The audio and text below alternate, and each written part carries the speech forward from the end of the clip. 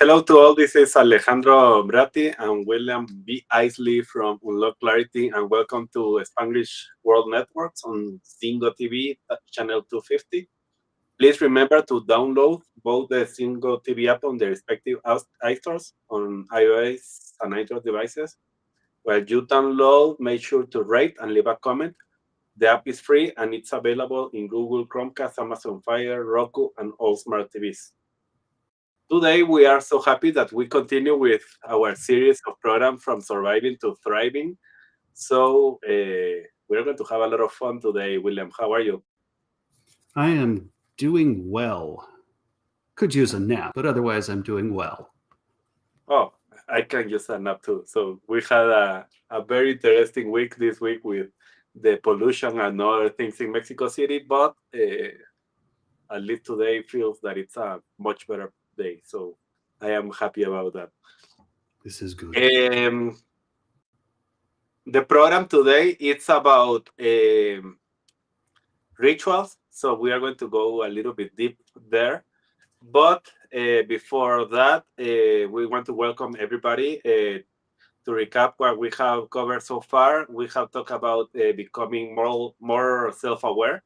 Self-awareness is key to start any of the process, any part of the process. If we don't have self-awareness, we can have this conversation right now. So if you have any questions of self-awareness, what is the thing that I need to do, we have recorded that in our YouTube channel, in our social media. You can go directly to YouTube / Believe Now, and you can go directly there, and it's the program is there, and you can find it there. So the other part is how we can handle difficult emotions to shift from depletion or from surviving or from feeling that you are just trying to get to the next day into thriving. Absolutely. And it's absolutely important to remember the inner work. So today, we wanted to discuss how to anchor the insights that we've talked about the last few weeks into real change through easy daily rituals. And think of it like as a simple and meaningful practice that we can do in the morning, the evening, the afternoon, whenever it needs to happen. And I love it. And really, we are very honest with you always. And for example, in my case, when we were preparing this program, talking about rituals, I had another perception of what was rituals. And really, in the investigation and the talking with William, and we like discussing about what we were going to talk, we really found like how rituals are something very powerful and so different from habits. So we're going to go deep in that area.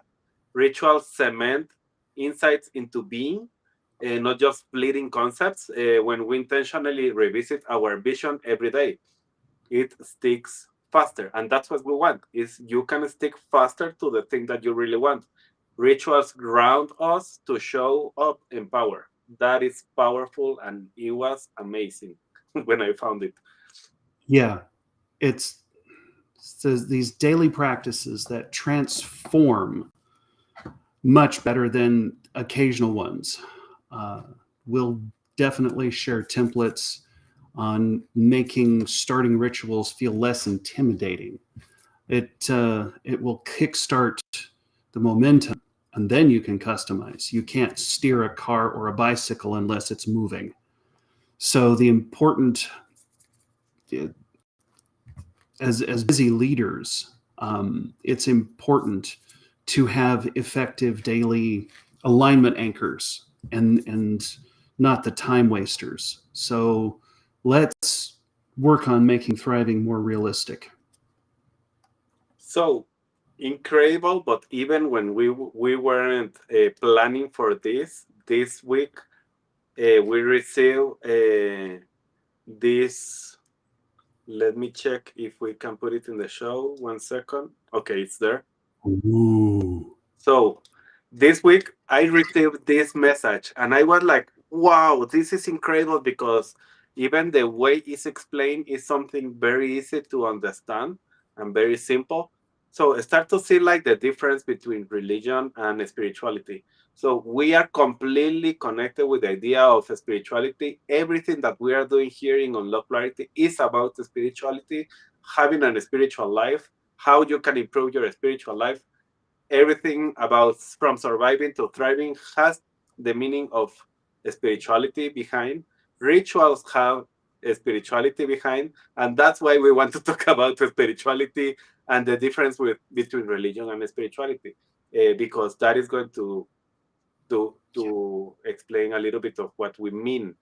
Religion, and we are not saying that worshiping God is wrong. We are not saying that, but in religion, you are just doing that. In spirituality, we're encouraging oneness with God. We are one with God. We can connect and be one with God. We were created at His image. We are one with God. In religion, God is outside of you, and in spirituality, God is within you. And that's exactly what we are talking about. It's not a God that is in the on heaven and He is just thinking about, okay, who to punish on earth Who because can it's not kill today? exactly, you are not behaving the way you should be doing it.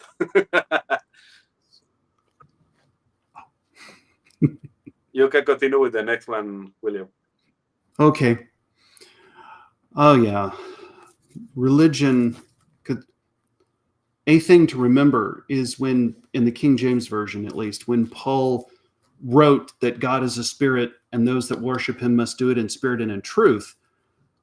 I didn't grow up with any kind of definition of spirit or truth. And so this is what we're working through now is a definition of that because religion is the gateway to spirituality, at least it's supposed to be.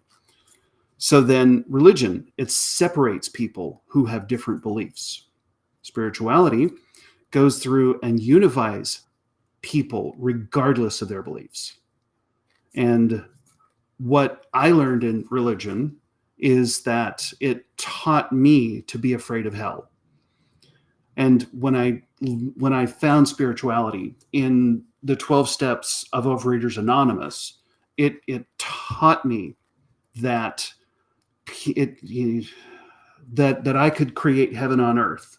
And so then we want to help you understand how to create heaven on earth because you've probably pretty good at creating your own hell, so let's move beyond that. Mm. And I'll take this when you can get the last two. And then realistically, religion practiced properly is based on fear and restriction, and yet what God wants us to be based in is love and freedom. So the next two, and really we are not entering to discuss, and we are not writing and talking about this to discuss about this. It's about like sharing what are our values and what is behind of everything that we are doing here.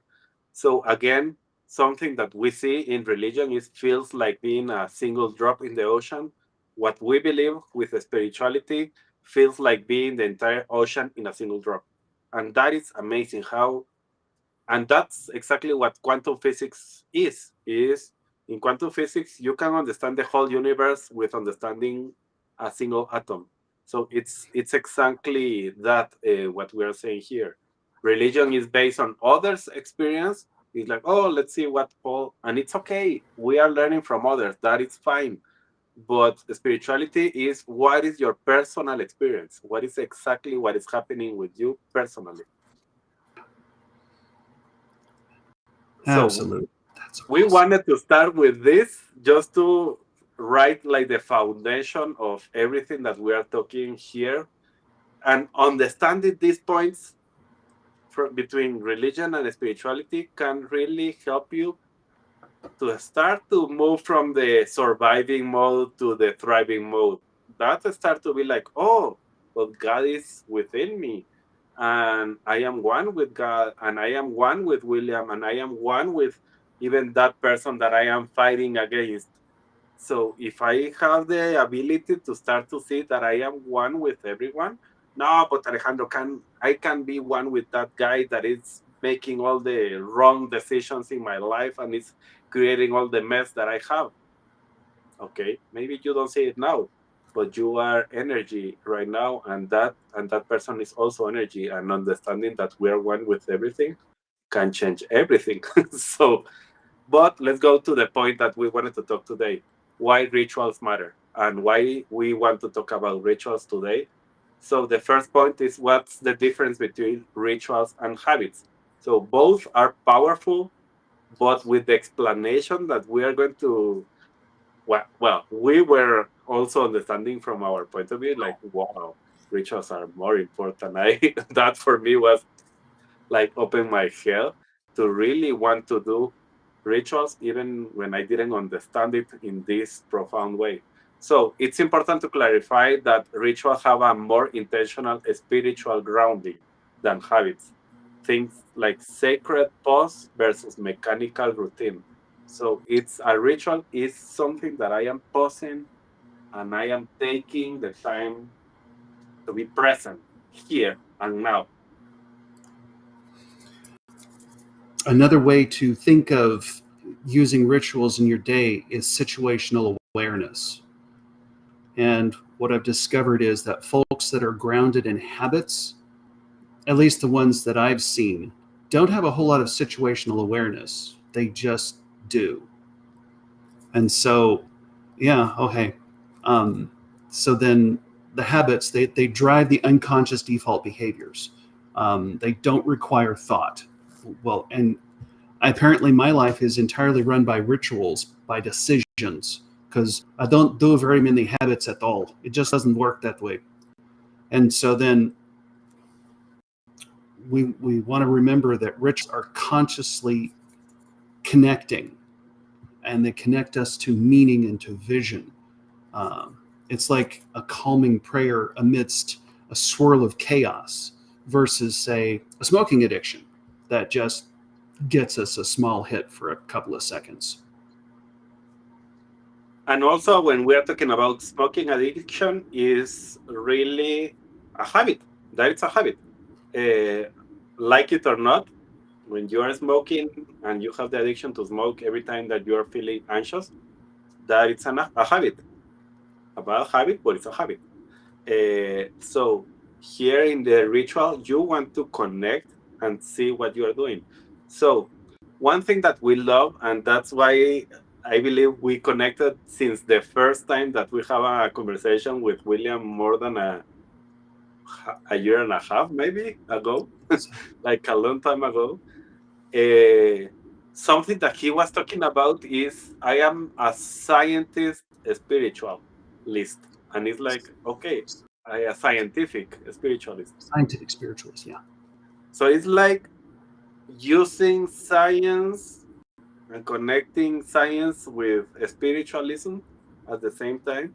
And now that we have this definition of what is the difference between spirituality and religion, and also connected that with science, like, and science is when we start to find ways to, and that you can replicate and suddenly that becomes science, because you can replicate the same things a million of times, and every time works because it's aligned with laws, universal laws that are working everywhere all the time.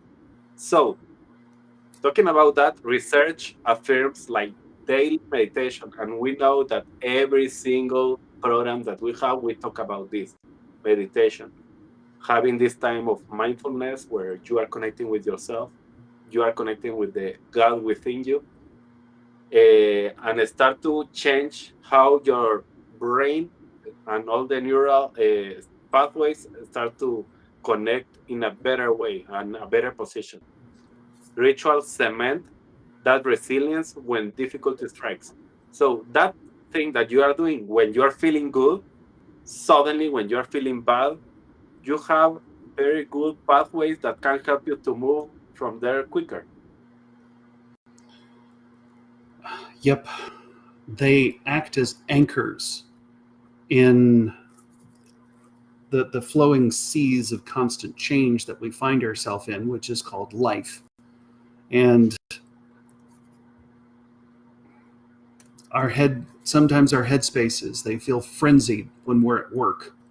And so then that grounded ritual reminds us that anxiety lies not in the events themselves, it's in the way that we respond to them, our relationship to them.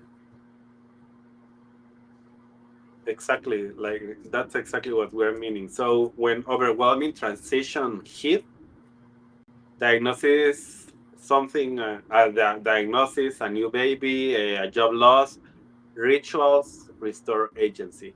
We touch what matters most right here amidst loving family and a community, overflowing endless strength for the road ahead together. And just a quick aside though. Some of us didn't understand what the word agency was until somebody else explained it. And it's an interesting term. It's talking about us and our response ability to situations. Agency gives us our power. It means that we can act instead of just react. And I love that definition. Me too. That's exactly, and that helps a lot to understand better. So,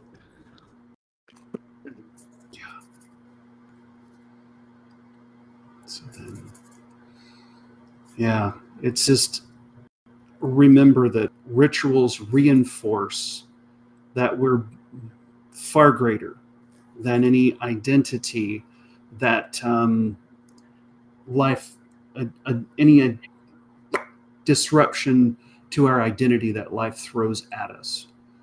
They ground us in eternal connection. And each new day gives us an opportunity to make meaning. However, it unfolds, we get to flow instead of bump down the river. So then, go ahead. Take it away, Alejandro. Why rituals matter? Rituals are not just solitary habits, but offer a sense of harmony and structure. Think daily meditation versus, again, the smoking. It's like the meditation, one is conscious and has a connection, a meaning, and a connection. The other one is unconscious and it's an addiction. Yep. So let's work on some other examples here. Part of a ritual could be walking in nature, taking a moment to appreciate the beauty of the surroundings, and actually connecting to the environment. And a habit would be scrolling through social media without thinking, without paying attention to the content, or worrying about engaging in meaningful interactions. Yeehaw. And that's key, what we are saying here. So, rituals, and the big difference between a ritual and a habit is that rituals drive intentionality. There is an intention behind, and I want to be present in that one. There is a pause of grounding us in a vision versus just a routine that is mechanical. And we are not saying that habits are a wrong thing, but we are just creating the difference of what we mean when we are talking about rituals and why we are pushing rituals, because there is a meaning behind, and I am doing it consciously. And even when I am doing it every single day, I am connecting with myself when I am doing that. And it's not only a mechanical routine that, yeah, I meditate every morning, but every meditation is different because I am present and I am feeling different things and I am connecting in a different way. So it's not an autopilot, even when I am doing it every single morning. An autopilot seems to be easy for some people, not for me. Yeah. And going back to what you were saying about the ritual in the the meditation in the morning, before you start the workday. I mean, let's bring in some intentionality here. You set a clear intention, a purpose, a vision for your day, and you focus on the priorities, and you cultivate a positive mindset. And we've discussed mindset in previous episodes. That's a whole lot to unpack. Mm. Now, let's look at a mechanical habit that's on autopilot. And we rush through our morning routine without even thinking, without even paying attention. We just go through the motions without any deliberate thought or purpose. And you folks who can do this, I have incredible respect for you, because I don't know how that happens. I was a little off this morning. We went to a friend's wedding yesterday, and this morning in the hotel, I was a little off, and I did the first part of my stretching and strengthening routine, and then I had to think real hard what came next. I've been doing this for 25 years in one form or fashion, and I still have to think what comes next. So that's what I want to say is, you folks who can do the habit thing and the unconscious do and do and do, I have incredible respect for you all. It's amazing. Anyway. And I can say that normally I was more in the other side, on the habit side, where I started to connect like all the things in a habit, and suddenly I have everything in automatic, and that is helping me to do everything. That was my way of working, really. But that was exactly, in my side, was exactly the opposite. From being in autopilot to starting to connect, to be mindful about what you are doing and how you can connect, and start to feel how even the water, when I am taking a shower, is hitting my head. I'm feeling the water. I'm feeling amazing and grateful about that. It's like, oh, I am enjoying even a shower. That is amazing. So at the end, that's part of what we try to bring here. It's like a different experience. William has one experience, I have another one, and it's okay. And both are okay.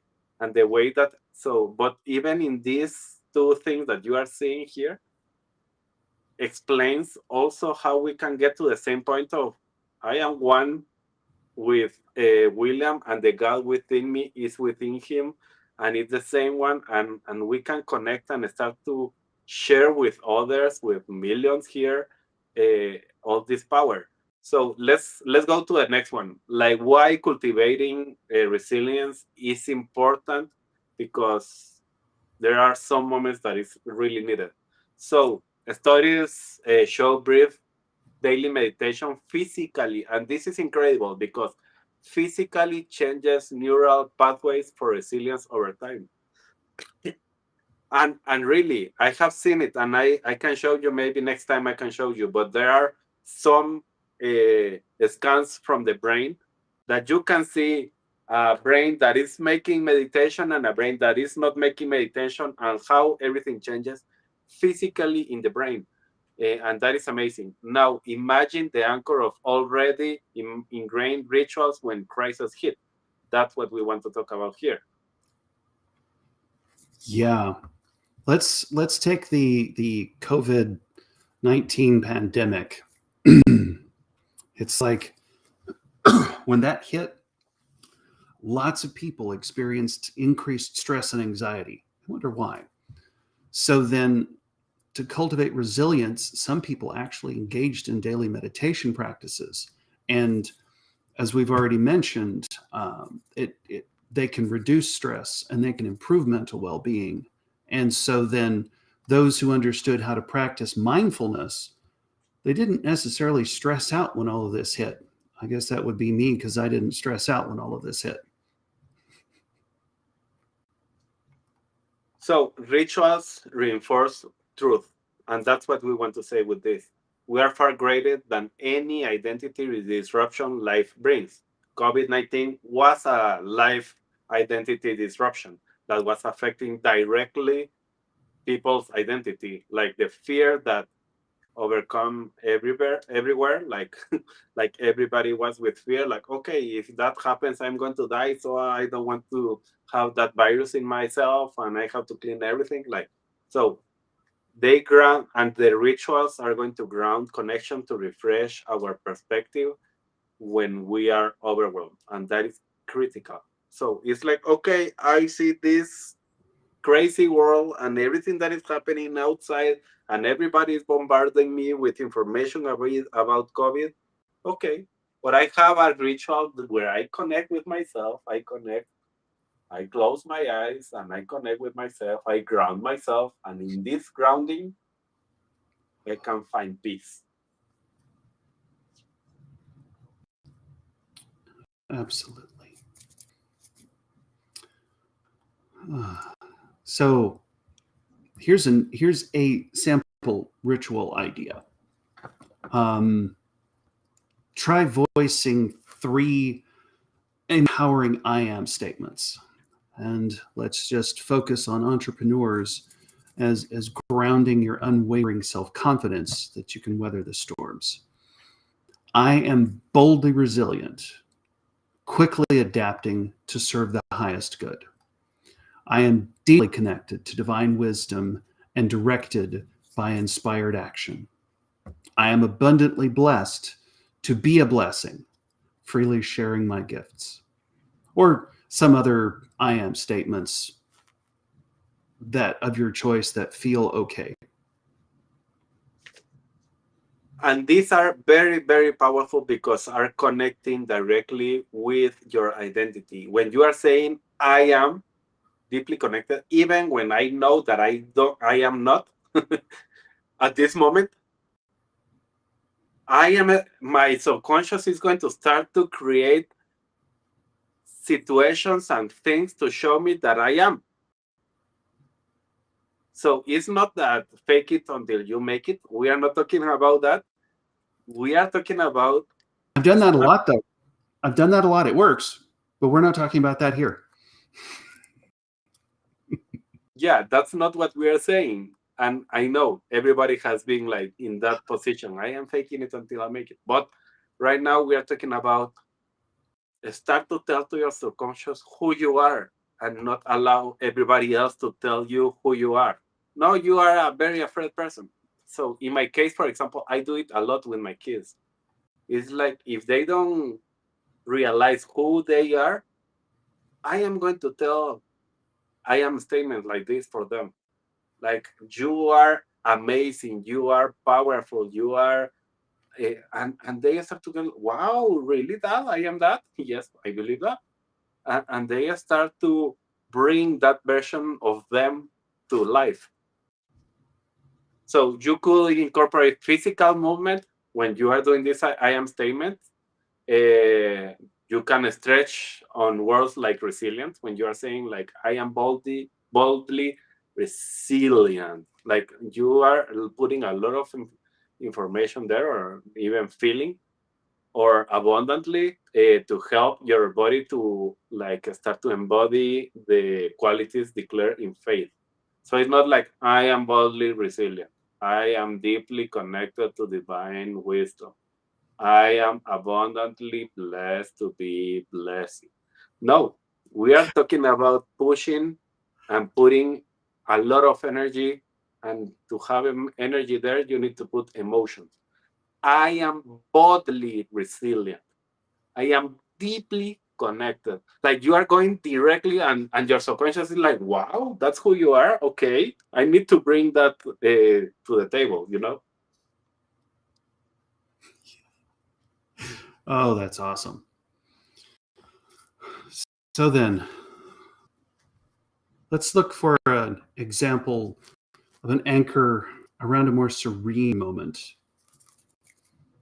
Let's bring a little eye of the hurricane into the hurricane, into the chaos. It's like set and gaze at a flickering candle. I mean, let it serve as an anchor for your mind and a beacon of calm in this storm. With each flicker, picture an attachment to the outcome burning away. Invite the wisdom of your spirit into those unknown, in those spaces of not knowing. It's okay not to know. You can let the gentle light illuminate all the shadows inside and bring them to the surface, and or burn them away, depending on where you are in this process. And so then it becomes easier to let the process of self-discovery liberate you from the unseen control that these things have. And in unlocking clarity, we want to empower you with newfound clarity and inner peace. So the next point that we want to talk is about expanding the establishing consistency. So to pave the brain pathway for ritual consistency, faster piggyback new practices onto existing habits. Cues already formed from, like, for example, morning routine, like I have a morning coffee and I'm going to connect a ritual to that moment of the morning coffee, or I connect that ritual to the time that I am going to bed. So that it's a way to create quick ways to like secure that we are having a consistency in anything that we are doing. Yeah. So then a lot of us have this wonderful habit of, when we wake up, we reach for the phone or some other implement to start working or to numb out. And so maybe before that, pause to voice your empowering mantras, or even stretch mindfully, or you can do them both at the same time. I have a stretching and strengthening ritual that I do almost every morning. And so then you're already going to grab your phone, or you're already going to do this, that, or the other. So then add in that new piece and set some intentionality, give yourself some power back. And so the aim over time is to have inspiring rituals that pull us up so that we have some extra energy, some oomph to begin the day, instead of just pushing through it and have nothing to live for. So here, the other thing that we know that happens a lot with rituals, with habits, is there is a resistance that starts to come. And overcoming resistance to ritual consistency is key. When we are aware, we have the self-awareness, we can do something about it. If I am not aware, I can't do anything about it. So life happens, ritual are going to start to compete against some chaos that we have. Oh, I changed because yesterday I went to a wedding and today I was in another place, not in the place that I am normally am. So suddenly there is chaos. How you can connect your rituals to that chaos? So in your experience, what are significant changes that can, while you're striving to establish a routine, something, a new practice, what are the things that you can do? And and so let's explore some resistance examples. Feeling overwhelmed, lacking the time to commit to the daily rituals, no matter how short they are. Let's imagine a busy professional named Sarah. She wants to establish a daily meditation practice, and she struggles to find the time in the middle of her hectic work schedule. Wow. So, Alejandro, what can she do to overcome this resistance? So the first thing that Sarah needs to do is acknowledge that finding time for meditation is a challenge, but realize the long-term benefits. And that is, at least for Alejandro, and I am being honest with me, that's the way everything works. I need to find out what are the long terms of everything that I'm doing. And I study. That's why I have a lot of books, because I want to learn, like, and I am telling to my subconscious, like, okay, they think when you start to learn how to breathe better, your life is going to be better. Learn to breathe better. And by the book of breathing and understanding that and why sleep matters, and I start to find things and what is science telling me. So I know the benefits, and suddenly I can do it. It's like now I know that I need to sleep 7 to 8 hours to really have a better life. Oh, but I don't know. That's only thing that no. I have read all the scientific base evidence, so now I know how to do it even when I don't feel that I want to do it. So that's one of the things. Acknowledging that finding time for meditation is a challenge, but there is a lot of long-term benefits. And that's the important part, is identify those long-term benefits and put them into rituals so that they happen as a decision, and not just automatically, but as a decision of this is why it's very important. So then once Sarah understands what's going on, then it's possible to identify the small pockets of time in the day, 10 minutes in the morning or during the lunch break, and you make the commitment to yourself to meditate during those specific times, or whatever it is, your chair stretching routine, whatever that particular ritual is. Yeah. So Sarah sets realistic expectations and start with a short-term meditation. Maybe it's a 1 minute meditation and it's okay. Maybe it's a 2 minute meditation and it's okay. We are not thinking about like, oh, you never meditate before and now you have to be a monk and meditate for 2 hours. No, to something very little that you can start to do. And gradually you're going to find like, oh, but 1 minute is not enough. I need more. I can do 5 minutes and you can do it. And you start to increase and be, but the most important thing is much better that you do every single day for 1 minute than one day of the week for 10 minutes. It's much better 1 minute for each day. Yeah.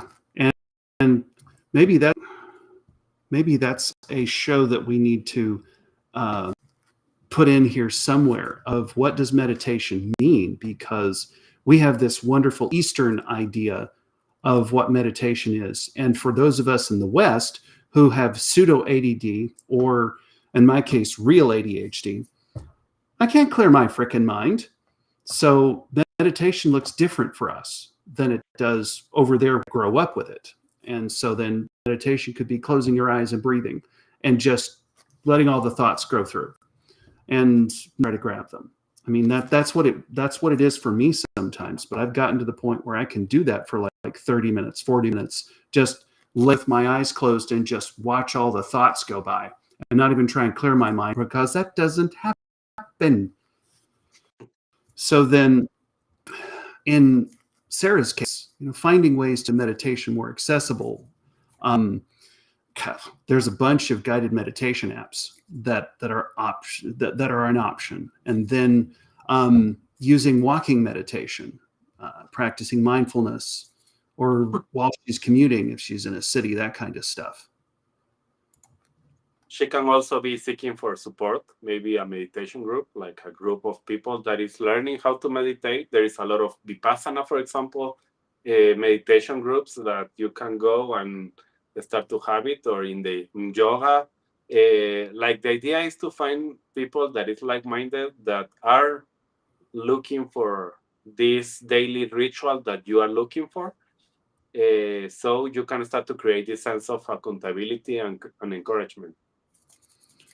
So then, what is Sarah's outcome? So by taking these small steps to walk through the resistance, she can find creative ways to incorporate meditation into the busy schedule. And this establishes the consistent daily practice that definitely positively impacts her well-being and overall productivity. Even in the middle of chaos, take a deep breath, close your eyes, take a deep breath, and just push out that frustration. Another one if you need it.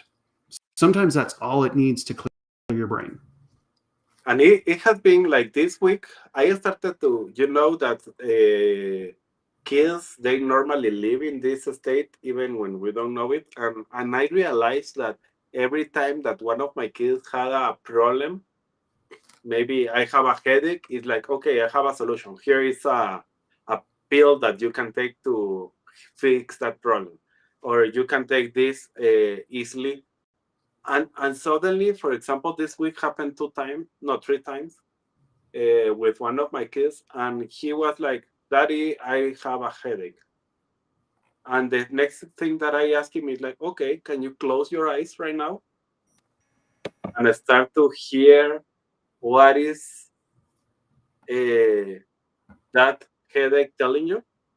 And he was like, I don't know, Daddy. What is he telling me? I don't know. And he's like, okay, but just breathe and feel that pain. I don't know. Okay, no worries. Do you feel something? And now, even if you feel something or not, start to imagine what do you want to have instead of that pain. And the first time, it was like, I don't know. And I did it like 2 or 3 times. But the third time that I did it at this moment, I am not saying in 3 days different, in the same moment. The third time is like, Daddy, that went out like 50%. I was able to improve the pain for 50%.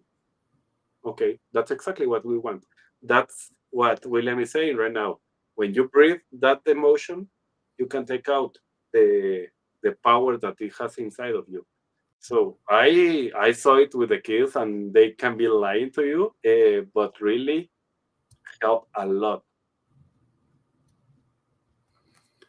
Yes, indeed. So we have. I mean, to finish. So yeah, this is going to be at least a 2-part. We want to have said that up front. This is going to be a 2-part topic, and so then maybe we talk this part that we have here, and then and then we'll come back in 2 or 3 episodes for this particular topic. So let's do that. Now, let's talk about to-do lists. We all have to-do lists, and when they get too long, the enthusiasm to do goes away. And then what happens is then there's this temptation. Oh, wait, I've got so much to do. Let me just skip this meditation thing. Yeah, it won't hurt me. I can get another thing done. By this end, that's when I start spiraling. That's when it's almost as if you've ever seen like a video of a slime mold or some other thing that all these tendrils go out. And that's what happens in my brain. It's like, oh, I need to do this. I need to do this. I need to do this. And my brain just overreacts, and I get lost in all of that. So, what would have given me peace of mind goes away. And I have been there like a lot of times. Again, talking about family. We are in a family dinner with my kids, with my wife, and that happened a couple of times even this week. We are there, and suddenly there is a lot of tension, and because we like didn't connect with the ritual of gratitude of, okay, we are grateful that we are here, we are grateful that we have this food here, we are grateful because we were busy. And it's like, okay, we need to have a dinner, but at the same time we need to run because in the next 5 minutes we need to get to the bathroom and have a shower because you need to sleep early because you need to go to school tomorrow. So suddenly everything is so quick.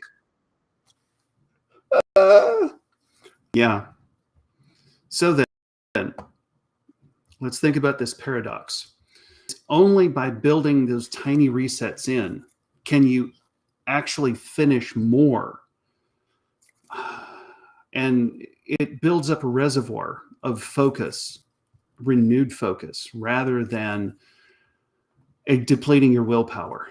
We have a decision tank. We wake up with it full every day, and we go to sleep with it empty every day.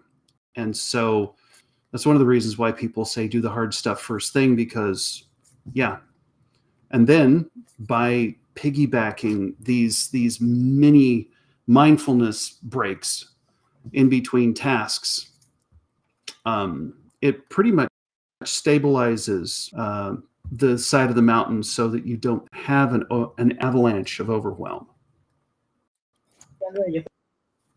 And I love that. Like, instead of being intimidating, separate practice, you refresh alignment to efficient a lot of many like micro times, like location check-ins during the road trip, or calibrating what we are going through. And that's at the end what we are looking is how we can have micro times to align ourselves. Like, I know who I am and I know who I want to be. I decided that at the beginning of the day. But if I am not like checking during the day several times, just a quick, oh, I remember that I told that today I want to be I want to show care and I want to inspire people. Maybe in the afternoon, after fighting with my wife or having a discussion with my kid or fighting with my boss or fighting, suddenly I forgot about my ritual that I have in the morning and the situation and everything that I created. So having this micro and something that helps me, and for me, you know that with the cell phone you can put reminders, and I put sometimes 3 4 reminders telling me, Alejandro, remind to breathe and to connect to your purpose. That's it. And suddenly it's like, yeah, oh, remind, breathe. Okay, breathe. What is my purpose? That's it. And that is going to be our recommendation for this week. Between this week and next week program is to continue breathing and start to notice how you can create these micro times where you are realigning with who you are, and tell us next week how was it. And even if you're listening to this later, tell us how was it. Tell us how, if you had that time and what happened with that time. You're going to find a lot of amazing things there. Yes, absolutely. This was an awesome show. Thank you. I love it, and thank you everyone that was here with us today. Next week we are going to have the second part of this same program, even when we have a series of From Surviving to Thriving. Next week we are going to be talking about compassion, empathy, sympathy, and kindness. There is a big difference between them, and how we can start to connect with what is really important. When we are going to do something about meditation and anchoring, how we can anchor and reframe the things that we want to reframe. So thank you everyone for being here with us. We really enjoy having time with you, and we are so honored to be here talking with you and really having a fun time about this. So if you have some questions about previous programs, just go to the other programs in our social media and you can listen to that. This show can also be heard on Spanglish Radio Network. Please check out spanglishworld.ca for all the news and programming. Spanglish World, watch it, hear it, read it, download it, and leave it. Thank you all. See you next week.